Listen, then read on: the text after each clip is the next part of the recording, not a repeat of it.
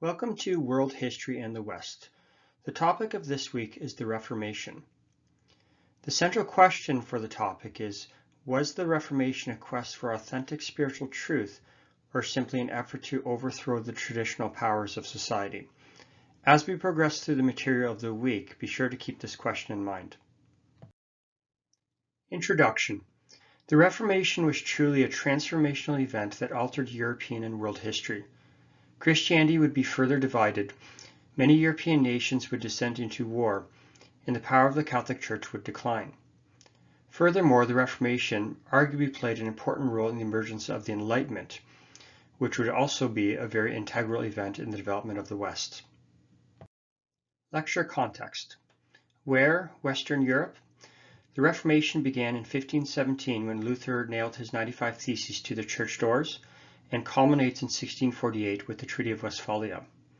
Lecture topics: causes leading up to the Reformation, Martin Luther and other reformers, Catholic versus Protestant and their various beliefs, and the religious wars that consumed much of Europe for 150 years after 1517. The central question to keep in mind as we go through the material: was the Reformation a quest for authentic spiritual truth or simply an effort to overthrow the traditional powers of society? The broader picture. The Reformation has a very specific starting date in 1517 and culminates, generally speaking, in 1648 with the end of the religious wars in Europe. It overlaps with other key topics like the Renaissance and the Enlightenment, as well as exploration and expansion. A closer look at the Reformation. Corruption and division in the Catholic Church began centuries before Luther's 95 Theses in 1517. Luther's theses highlighted the need for change in the Catholic Church.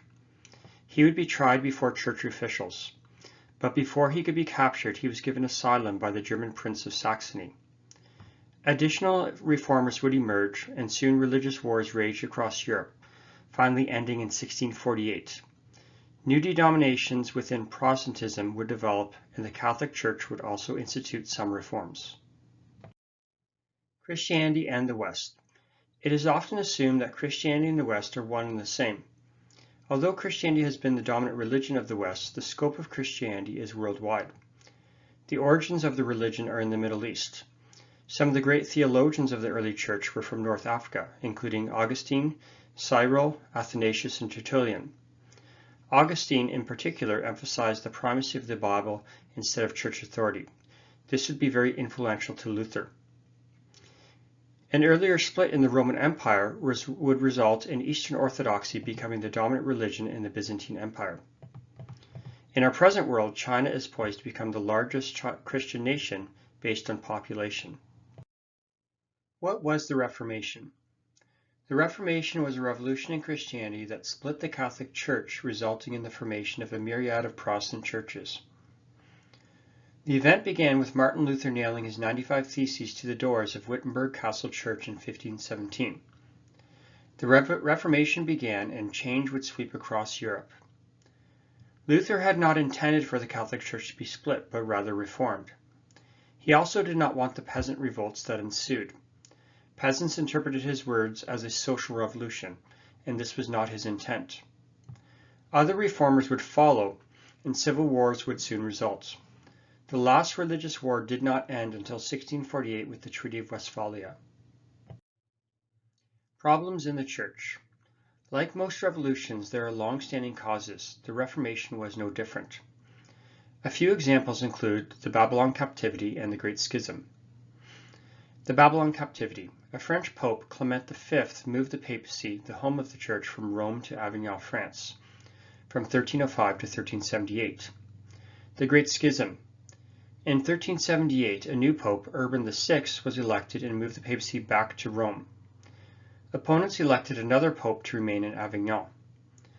There would even be a third pope elected by another group of dissidents. Eventually, the Church was unified by the Conciliar movement in 1417. One pope, Martin V, was elected to unify the Church. However, future popes continued to abuse their power. Simony, the practice of paying for positions in the Church, was rampant. Jan Hus, a Czech pre-Reformation reformer, had attempted to reform the church in the 15th century. He would be tried and convicted by the church for heresy and burned at the stake in 1415. The power of the church. The Catholic Church had evolved into something very different from the early church after Christ. The Pope was seen as an intermediary between God and the people. The Pope and the Church gained immense power and wealth. Additional church teachings were given equal importance to the teachings of the Bible. New doctrines were formed by church theologians, most notably the sale of indulgences, which means purchasing salvation, and also purgatory, a waiting place before heaven. Sermons were in Latin, which the average person could not understand, nor were they able to actually read the Bible itself. These abuses angered Martin Luther greatly, especially the sale of indulgences. Luther, the early years. Born in the German state of Saxony, Luther was first educated in a monastic school and then was trained as a lawyer according to his father's wishes. However, he soon returned to the church and became a monk in the Augustinian monastery. He would continue his education, eventually becoming a professor at a local university. Despite his education, he was consumed with his sin and how salvation was actually attained. Luther pursued the traditional approaches to alleviating his guilt, which included good works, penance, meaning performing acts to make up for his sins, and purchasing indulgences, yet he found no peace. Luther and the Reformation. Luther began to question the essential teachings of the Catholic Church and its power. On a trip to Rome, he was aghast at the secular practices of the clergy. He saw the mass use of symbols and art as idolatry. He also became enraged at the manipulation of congregants through the sale of indulgences. Many of these indulgences were used to help build St. Peter's Basilica.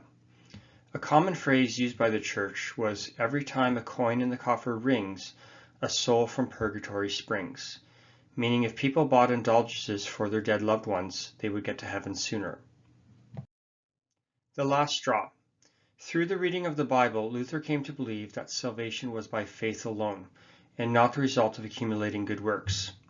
He believed that the Catholic Church needed to be reformed, but not overthrown. In 1517, the friar John Tetzel came to the German states selling indulgences. The money was used to build and renovate St. Peter's Basilica. In response, Luther put together a document of 95 theses or statements detailing the changes that were needed in the church. The 95 theses were nailed to the door of the Wittenberg Castle Church. The document would be reproduced using the printing press, and the message was spread quickly across Europe. The Reformation had begun.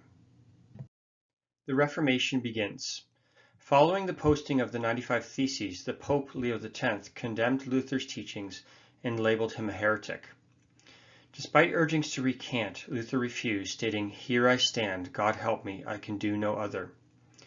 The flow of events involving Luther and the Reformation includes the Diet of Worms, where the Church questioned Luther. Charles V, the Holy Roman Emperor, opposed Luther and sought to incarcerate him. Luther then went into hiding to translate the Bible, and eventually he was granted asylum in Saxony by Prince Frederick. The Reformation would grow across Europe. The Reformation grows. With the help of the printing press, the message of the Reformation grew. German peasants rose up believing Luther was calling for a social revolution, which he was not. 100,000 peasants would die within the German states. New Protestant denominations emerged based on the teachings of additional reformers like Calvin and Zwingli. Many nations experienced civil unrest and war as Catholics and Protestants battled. Additional prominent reformers. Ulrich Zwingli and John Calvin were two reformers that followed Luther. Zwingli led the Swiss Reformation starting in 1519. His teachings were similar to that of Luther. John Calvin, a French reformer that focused on predestination, the belief that God chooses who will be saved, established a Calvinist community in Geneva, Switzerland, and wrote the Institutes of Christian Religion. Europe and the Reformation. For 150 years after Luther's 95 Theses, various religious wars would rage across Europe. In France, French Protestants, known as Huguenots, were well funded but in the minority. The German states descended into a civil war known as the 30 Years' War, ending with the Treaty of Westphalia in 1648. The south of Europe remained staunchly Catholic, most notably Spain and the Italian states.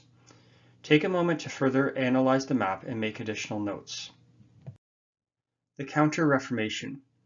The Catholic Church responded to the Reformation by organizing the Council of Trent, starting in 1545. This brought together high officials in the Church to evaluate church beliefs and practices. They would meet off and on over the next 18 years. The delegation concluded, salvation is through good works. Purgatory exists. The 7 sacraments are essential. Both the Bible and church teachings are authorities. The Inquisition's purpose is to root out heresy. And indulgences are not for financial gain. Eventually they would be abolished in 1567. The big differences between Catholicism and Protestantism. In Catholicism, salvation is by good works. There are 7 sacraments, which includes baptism, confirmation, the Eucharist, matrimony, holy orders, penance, and extreme unction. A person will experience life on earth, then purgatory, and then either heaven or hell. The Bible and church teachings are equal. Clergy could not marry.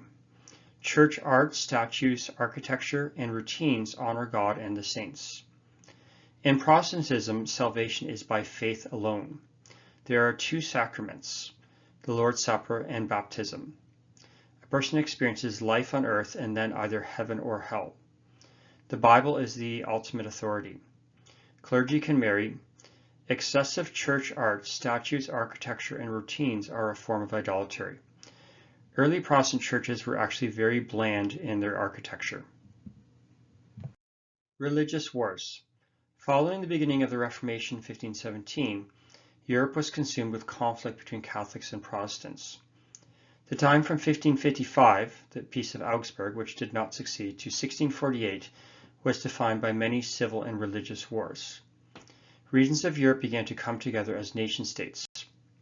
Often their identity and unity was based on their particular religion. Life was defined by war, the church, disease, and rigid social classes.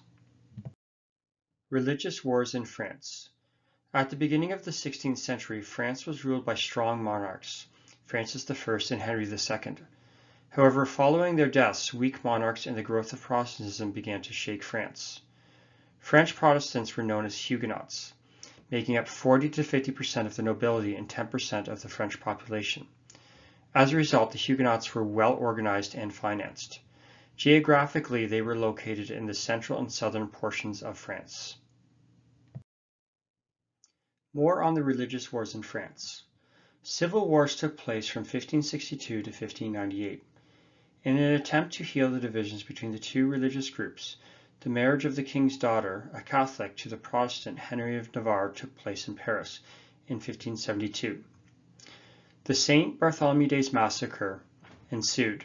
3,000 Huguenots attending the wedding were killed by Catholics. Similar attacks in other French cities followed. The politique were French Protestants and Catholics who wanted religious freedom and peace for both sides. Their efforts would help to heal the nation. To avoid further bloodshed in his country, the new king, Henry IV, converted to Catholicism and the religious wars in France ceased. The Edict of Nantes, 1598, guaranteed religious freedom. However, over time, France would become a staunchly Catholic nation under Louis XIV. Take a moment to analyze this piece of artwork by François Dubois. Spain and the Reformation. Ruled by the strong monarch Philip II, the 16th century was Spain's golden century. Philip reorganized the Spanish bureaucracy and was heavily involved in the day-to-day affairs of governing. He was also very religious and saw himself as the savior of Catholicism, even setting up the Spanish Inquisition to investigate claims of heresy. He was also married to Mary Tudor of England, who was known as Bloody Mary. Spain was seen as the strongest Catholic nation. Spain had many overseas possessions that contributed to its wealth.